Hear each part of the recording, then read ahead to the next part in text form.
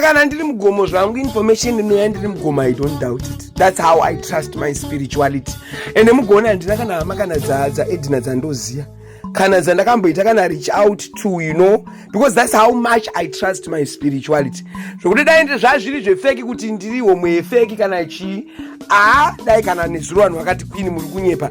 Pakamba pashaikwa kana wani munhu anouyera achiti Queen muri kunyepa kuti Edna ndiwe kwarukomba. Ndo zvaakataura. Ndakati iwe uri Edna upi because ndoziya chizema ndiri mukomba. Zvikanzaiwa ndiri Edna rukomba. Dai ndakaroorwa nemurume anonzani Richard Chizema. Ndakati alright, baba wako ndiani? Kanzi ndiri mwana waSandbezi. Ndikati ko mai rako, kanzi mai vangu ndiiditi andi mukoni. Wakazvarwa kupi? Nanhunzi. Saka ndo ma spiritual makazi angu kana ndiri mugomo. Saka pazatata kuzotaura handina takadipisa actually kutopinda zvana minister honorable Muchingu but nezuro, you know, when I posted ndakati kana vachizoda kuzotaura neminister Muchingu vanozouya ndowatipisira because I was told everything.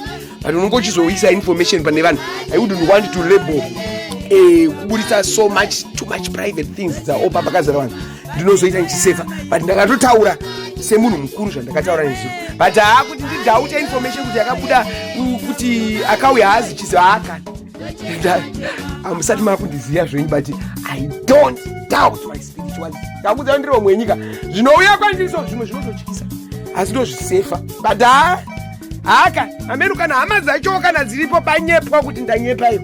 Munongouyawo mucomment section kuti Queen manyepa.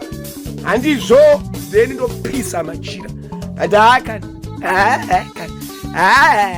ndokwangu ndo inonzi department rangu. Sina kana anondudza, this is my department. But anyway, ndichatanga kuzoposta ndikambonaya ndikapinda mugomo ndakauka zvisingeti. Ndichatanga kuzoposta next week.